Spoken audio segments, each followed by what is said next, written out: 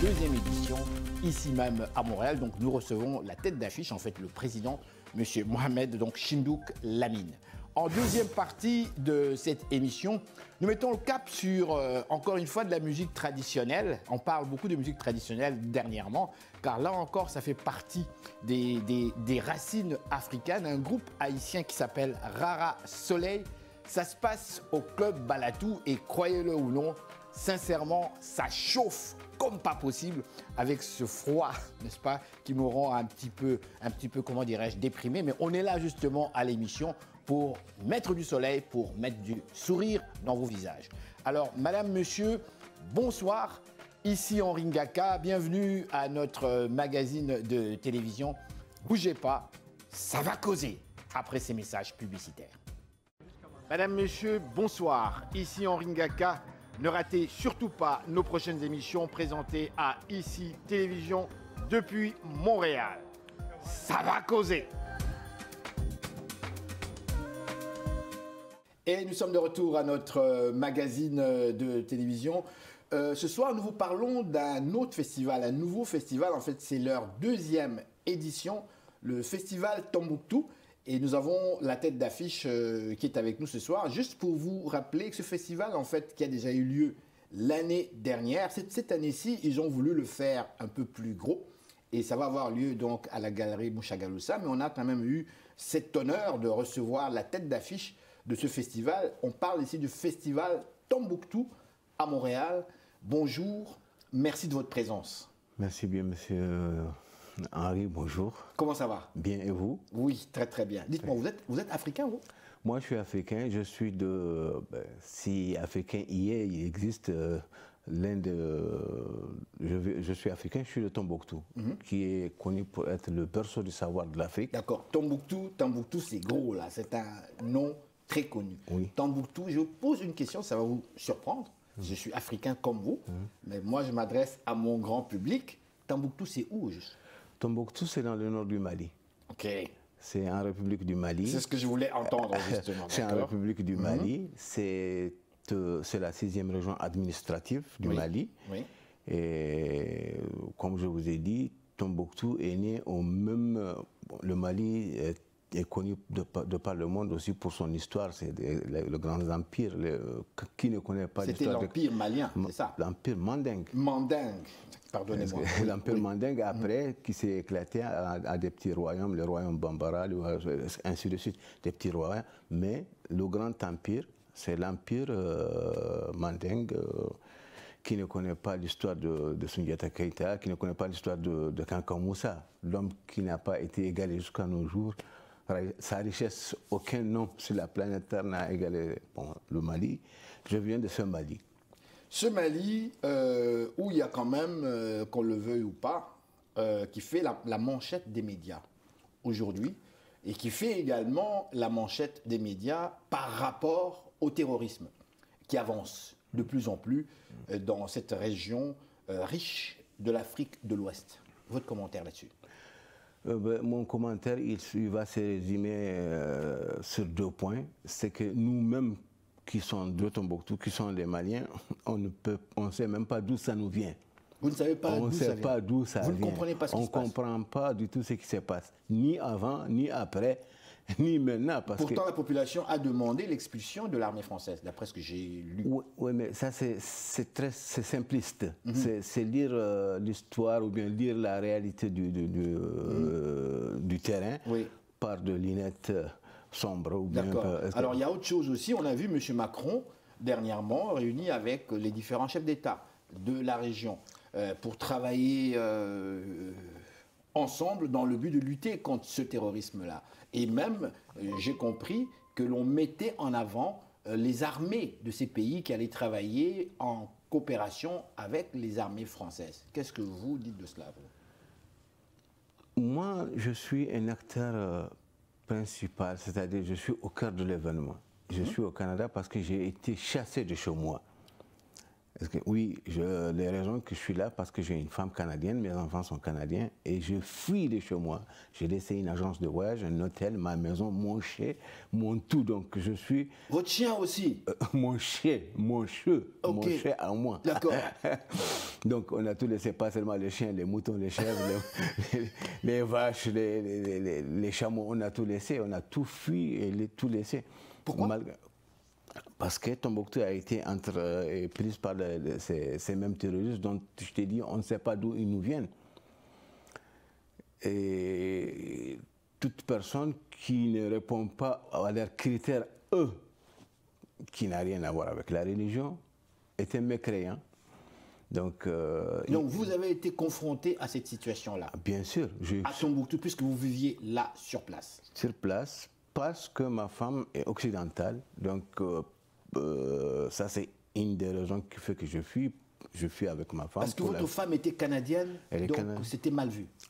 C'est pas mal vu par la population, non. C'est mal vu par ces gens, on ne sait même pas comment il faut les appeler, c'est des terroristes, c'est des islamistes, je ne sais pas le nom qu'il faut exactement. Donc vous avez croisé, vous avez eu le temps même en fait d'échanger avec eux? On n'a pas eu le temps de quoi que ce soit. Tombouctou a été prise le matin, à 6 h du matin, nous on est sortis 5 minutes après. Je fais partie des gens qui ont eu la chance de sortir avant que ça ne brûle. Les heures qui suivent, c'était la catastrophe. Dites-moi, on va situer nos téléspectateurs. Vous êtes un témoin privilégié. Tombouctou, on parle de Tombouctou comme étant ce lieu, je dirais, sacré quelque part, où on a parlé des grandes universités, ou la plus grande université, ou même la première université, je dirais pratiquement au monde, c'était là. Pouvez-vous nous donner un peu plus d'éléments là-dessus? Oui, comme on disait tout de suite, tout au début, Tombouctou elle a 1000 ans. Au XIVe siècle, déjà, il y a une université. Au XIVe siècle? Au XIVe siècle, c'est-à-dire en 1445, l'université de Sankoré a ouvert ses portes. Comment vous dites l'université? 1425, l'université de Sankoré. Sankoré, c'est le nom de l'université de Tombouctou, qui était financée par une femme. Sankoré veut dire dans la langue que nous parlons, la langue songoï, le maître blanc. Maître blanc, il faut voir ici, maître de savoir. Parce que c'est une dame qui a gardé l'anonymat, c'est elle qui a financé cette université, qui fut la première université islamique du monde. La première université islamique du monde où on enseignait tout.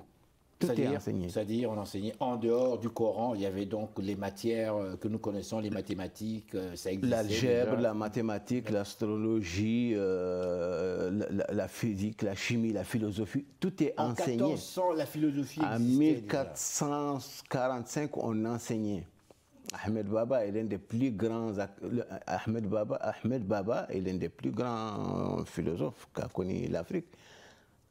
Et tout ça, évidemment, avec les invasions, tout ça, s'est effrité. Tout est effrité. Il y avait, parce que Tombouctou fut le centre nerveux du système économique et culturel de l'Afrique à son temps. Et il restait des traces jusqu'à nos jours. Quand il vient, on avait parlé du Mali, de l'Empire Manek. Kankou Moussa, en partant à la Mecque, à son retour, c'est lui qui a construit l'un des plus grands bâtiments en terre cuite aujourd'hui sur la planète Terre, qui est la grande mosquée de Tombouctou. Alors quand on dit que l'Afrique est riche, c'est vrai. Pas seulement riche sur le plan matériel, mais riche intellectuellement également. Moi, j'ai une question ici d'enfant, parce que j'aimais bien poser des questions à mon père, comme ça.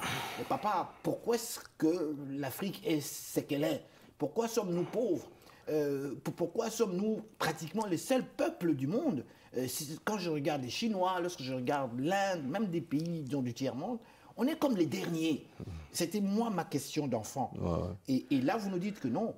Sur ce continent, on était déjà instruits, on avait déjà le savoir, les connaissances intellectuelles. Non seulement la connaissance intellectuelle, le savoir en lui et tout ce qui peut... Nous, quand votre question à votre papa, c'est votre esprit à vous. Oui. Mais la réalité en face, que nous, on ne voit pas, Mais elle est réelle, elle est là, elle est touchable. Oui, palpable. Elle est palpable. Oui. Le plus grand footballeur du monde, c'est qui? C'est Pelé, c'est un noir qui a connu la planète. Le plus grand basketteur du monde, c'est qui?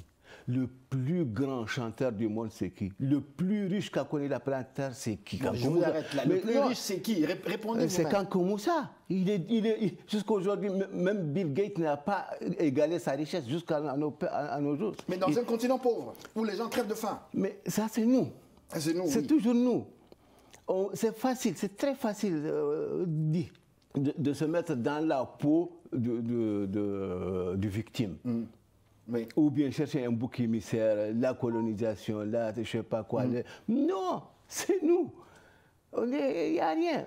Personne, c'est en nous. Quand on se réfère à la réalité, tous les grands hommes qui ont marqué l'humanité, c'est des Noirs, c'est des Africains.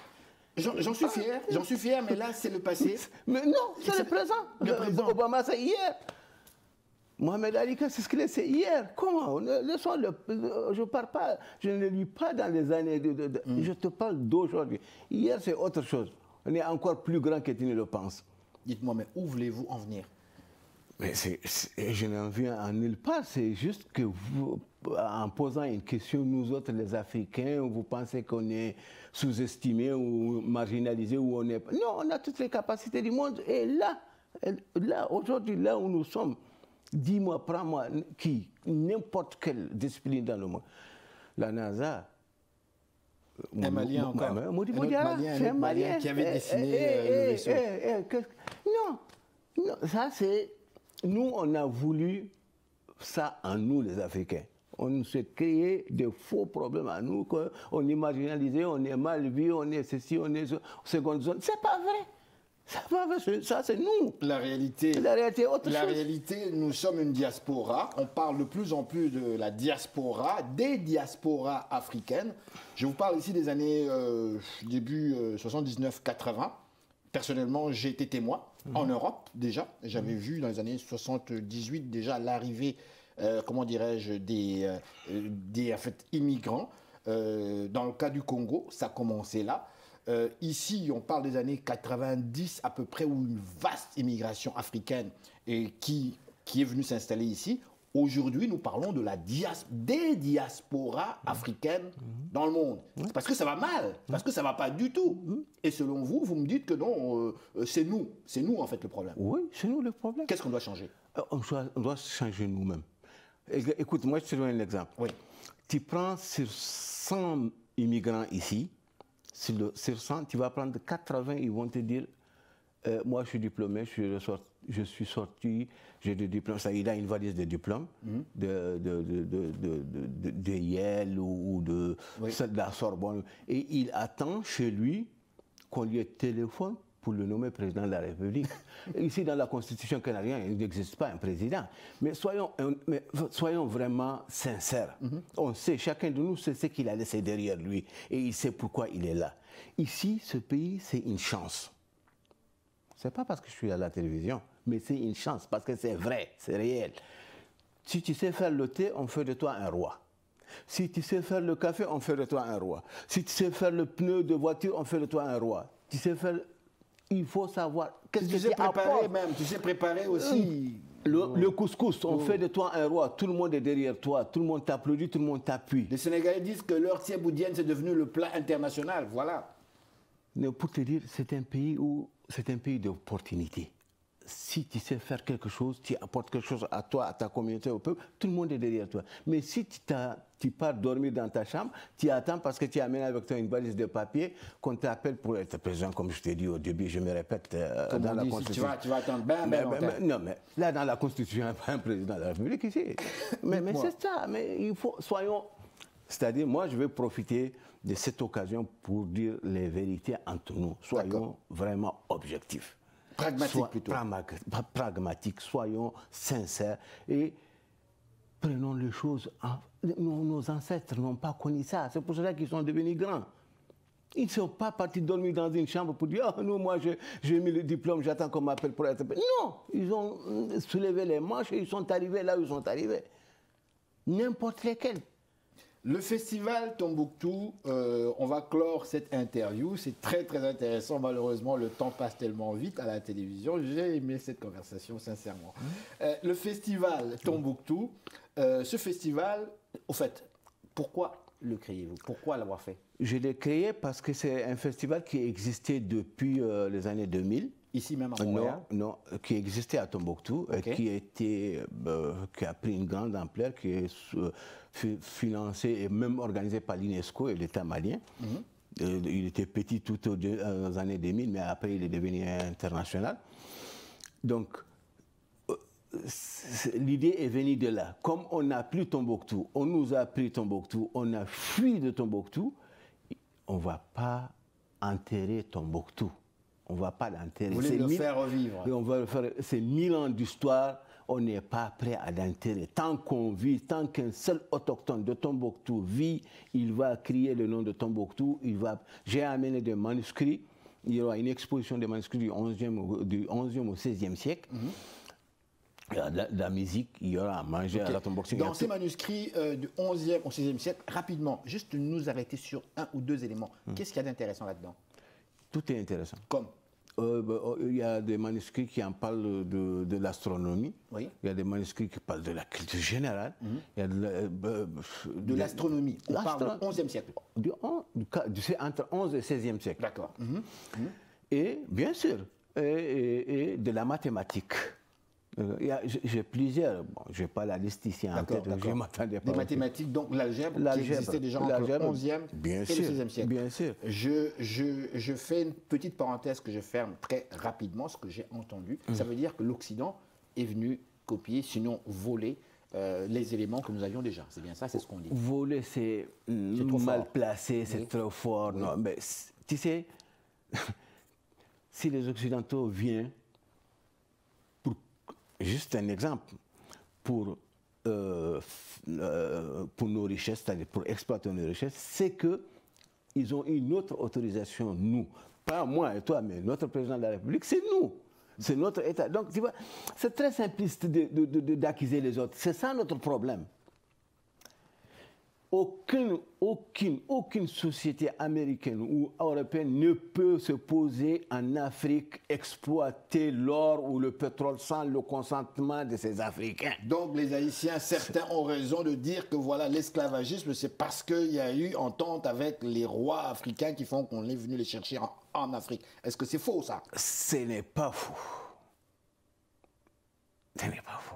Quand on se réfère à ça, c'est un terrain très glissant, très dangereux. Ah, je le sais, il ne faut pas le rentrer. Bien sûr, mais si on se réfère à la réalité, c'est que l'esclavage n'est pas tombé du ciel. C'est nous, nos villages, entre nous. C'était la loi du plus fort, celui qui vient au bout de l'autre. Il met tout le village comme esclave à lui d'abord. Et après, comme on peut peu le nourrir, on les vend sur le marché. Donc c'est nous. C'est nous-mêmes toujours. C'est toujours nous. Ben écoutez, c'est très intéressant. J'aurais voulu venir, mais je vous le dis très sincèrement, on va surveiller ça de près. Le festival Tombouctou. Les nuits de Tombouctou. Les nuits de Tombouctou. Les nuits de Tombouctou. Ouais. Donc ça se passe Galerie Mouchagaloussa, mais quand même, on va surveiller ça de près. C'est le samedi 25. Oui. Les portes sont ouvertes à 18h. Tout le monde est bienvenu. Très sincèrement, merci beaucoup. Merci d'avoir participé à cette émission. Merci. Alors, restez là.